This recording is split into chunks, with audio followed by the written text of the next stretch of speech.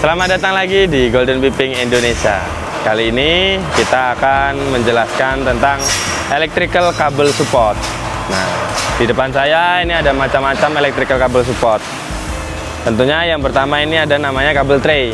Kabel tray, ini juga kabel tray, serta ini kabel ladder.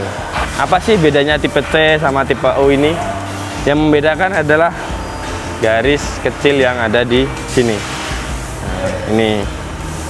Biasanya kabel tray ini dipakai di gedung-gedung serta di apartemen supaya rapi, supaya tidak gampang keropos, terhindar dari api. Di sini kita sudah memproduksi sendiri dengan menggunakan alat tracer, pasti ukuran yang presisi. Jika teman-teman mempunyai project, saya siap melayani dengan ukuran request yang Anda mau.